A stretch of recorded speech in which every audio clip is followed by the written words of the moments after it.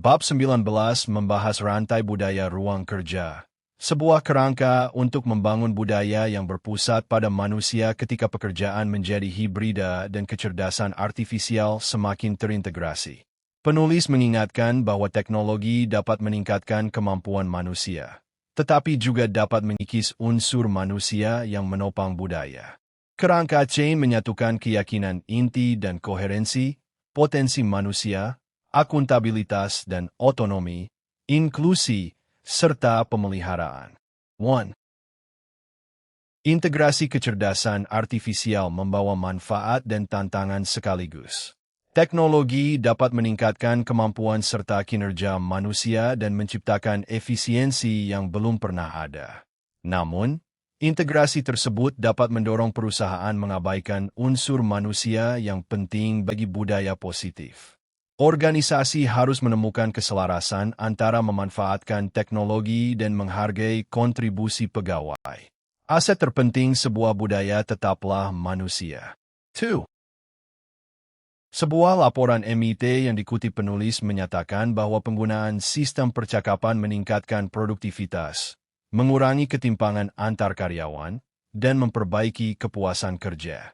75% responden yang menerapkan ChatGPT melihat peningkatan semangat tim, kolaborasi, dan pembelajaran kelompok. Namun, ini adalah contoh keadaan terbaik. Kecerdasan artifisial merupakan alat dan strategi, bukan visi. Teknologi tidak dapat sendirian memperbaiki budaya perusahaan. 3. Budaya ruang kerja perlu memanfaatkan kemampuan manusia baru seperti kesadaran diri, kecerdasan sosial, kelincahan, adaptabilitas, dan keinginan untuk terhubung. Banyak orang semakin mendambakan pengalaman antar manusia.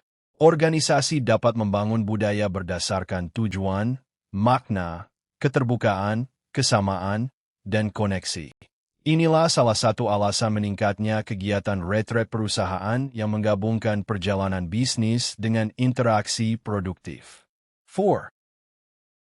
Sebagian pimpinan menerima kerja hibrida sebagai kenyataan permanen, sedangkan yang lain ingin merebut kembali lebih banyak waktu tatap muka. Perusahaan keuangan dan teknologi besar memimpin dorongan kembali ke kantor karena kekhawatiran produktivitas.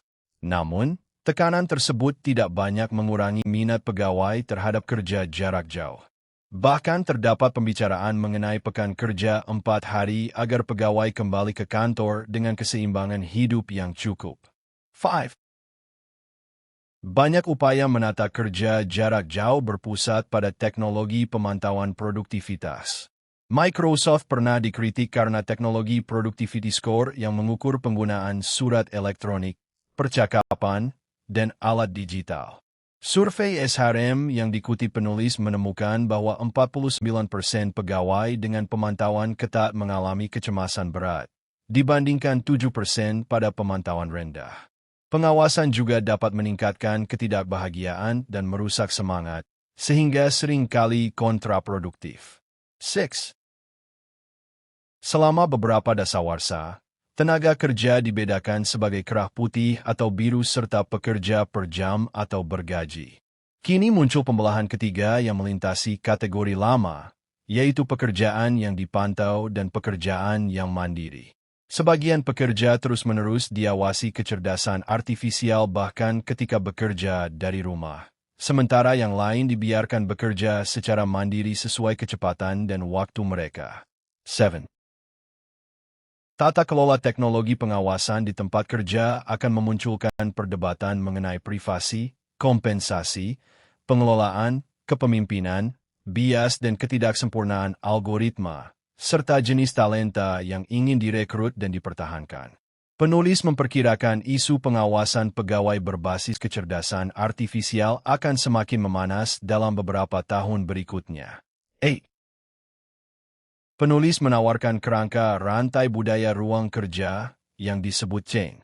Kerangka ini dibayangkan sebagai roda gigi atau mata rantai yang saling bergantung. C berarti keyakinan inti dan koherensi.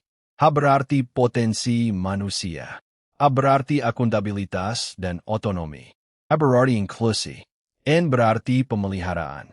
Kerangka ini dapat dimodifikasi sesuai kebutuhan internal dengan menambah atau mengurangi mata rantai. 9. Nilai organisasi merupakan keyakinan, falsafah, dan prinsip penggerak. Pimpinan harus mengomunikasikannya secara koheren kepada pekerja jarak jauh maupun di kantor. Kerja hibrida membawa risiko pemahaman budaya yang berbeda. Pemimpin perlu menyampaikan tujuan bersama, tampil lebih mudah didekati, menunjukkan kerentanan, dan menegaskan penghargaan kepada individu. Kepercayaan adalah unsur penting koherensi. 10. Ketika sifat kerja berubah, motivasi, struktur penghargaan, dan rancangan organisasi harus ikut berubah. Organisasi perlu menciptakan lingkungan yang tidak hanya lentur dan adaptif, tetapi juga menghargai rasa takjub, imajinasi, dan keingintahuan. Banyak pegawai tidak merasa terlibat. Rasa tujuan membantu melibatkan generasi muda sekaligus menjaga kesehatan fisik dan mental generasi lebih tua. 11. Untuk perusahaan S&P 500 berukuran menengah, ketidaklibatan dan keluarnya pegawai dapat menimbulkan kerugian antara 228 juta dan 355 juta dolar Amerika Serikat per tahun dalam produktivitas yang hilang. Lebih dari separuh pegawai menyatakan dirinya agak hingga cukup tidak produktif. Angka ini menunjukkan bahwa potensi manusia bukan gagasan lunak, melainkan persoalan nilai organisasi yang nyata. 12. Ketika orang bekerja lebih mandiri, produktivitas dan fokus membantu membentuk budaya. Perusahaan seperti Cafedai menawarkan sesi fokus mendalam melalui Zoom untuk mengatasi kesepian, produktivitas rendah, dan penundaan. Organisasi juga perlu menyadari kesia-siaan sebagian rapat dan budaya hadir semu, yaitu anggapan bahwa seseorang tidak bekerja jika tidak selalu terlihat. Kerja fleksibel membutuhkan bentuk kepercayaan dan akuntabilitas baru. 13.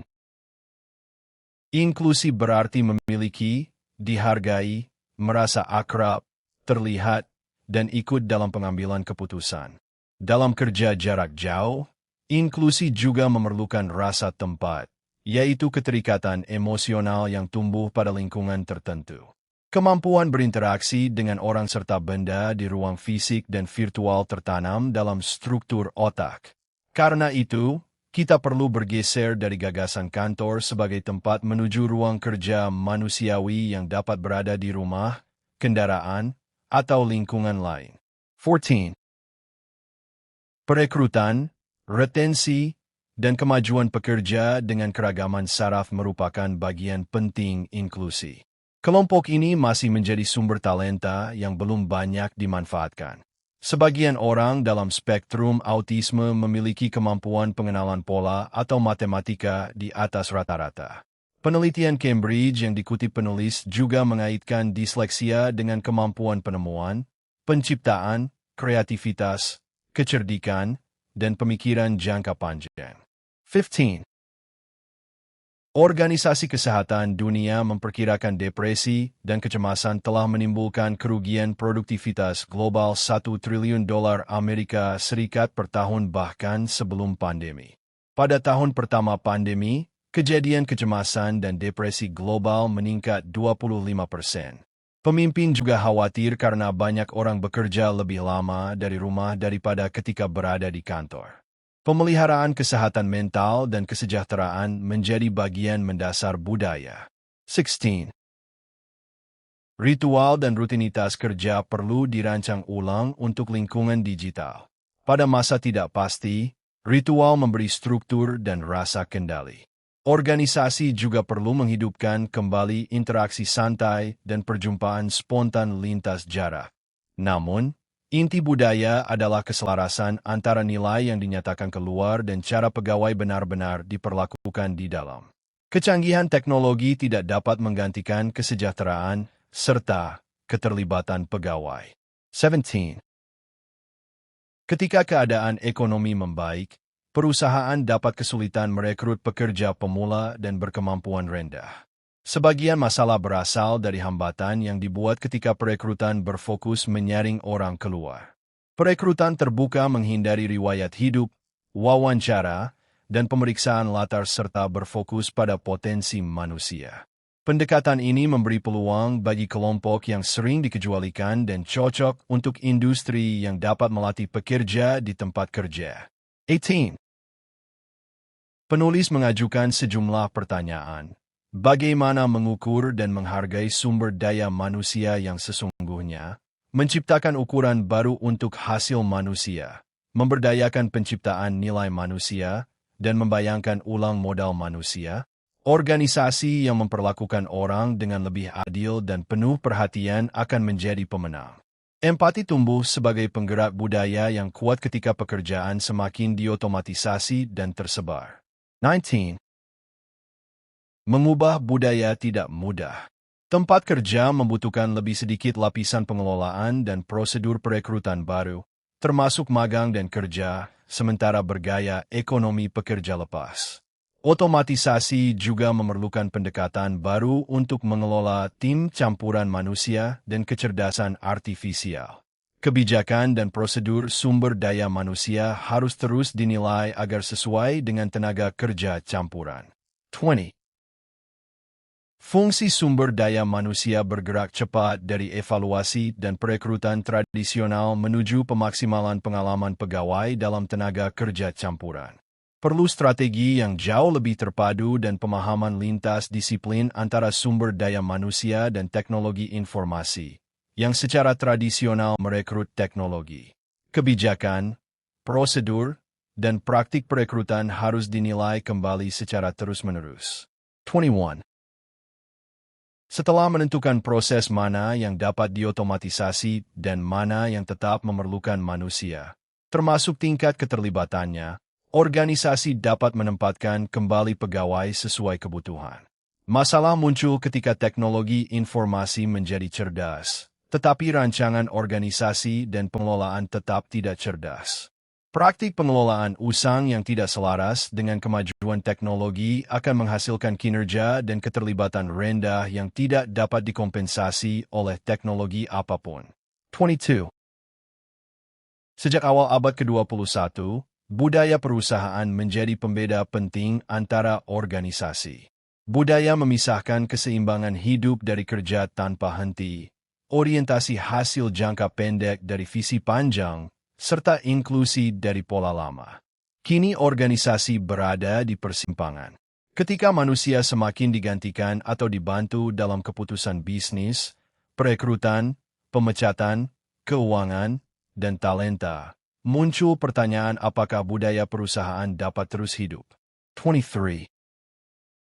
Aspek penting budaya masa depan bergantung pada kemampuan manusia mengoreksi keputusan kecerdasan artifisial. Banyak manajer dan eksekutif telah campur tangan karena hasil yang keliru atau tidak adil. 1 dari 4 eksekutif dalam survei SAS, Accenture, Intel, dan Forbes mengatakan pernah memikirkan ulang, merancang ulang, atau mengoreksi sistem karena hasil bermasalah. Model dapat menghasilkan keputusan tidak akurat atau bias, sehingga pengawasan manusia diperlukan untuk memastikan hasil yang andal dan etis. 24. Survei Deloitte yang dikutip penulis menunjukkan adanya kesenjangan penerapan. Hanya sekitar sepertiga responden yang telah menerapkan praktik operasional terdepan untuk kecerdasan artifisial. Solusi yang efektif harus dirancang agar sesuai dengan alur kerja baru dan meningkatkan penyampaian nilai. Pemangku kepentingan bisnis perlu memimpin, tetapi banyak yang belum memiliki pemahaman teknologi. Sebaliknya, tim pengembangan sering diberi tanggung jawab tanpa pandangan jelas mengenai proses yang hendak diubah. Karena itu, visi yang dinyatakan dengan terang menjadi sangat penting. 25. Sebagai penutup, bab 19 menyampaikan 5 gagasan. Pertama, teknologi adalah alat dan strategi, sedangkan manusia dan tujuan bersama tetap menjadi pusat budaya. Kedua, Chen menghubungkan keyakinan inti serta koherensi, potensi manusia, akuntabilitas dan otonomi, inklusi, serta pemeliharaan. Ketiga, pemantauan berlebihan merusak kepercayaan, kesehatan mental, dan semangat kerja. Keempat, perekrutan, pengelolaan, dan rancangan organisasi harus berubah bagi tenaga kerja campuran. Kelima, manusia harus mampu mengawasi, menjelaskan, dan mengoreksi keputusan kecerdasan artifisial. Budaya lahir dari keselarasan nilai, rancangan kerja, dan perlakuan nyata kepada manusia. 26.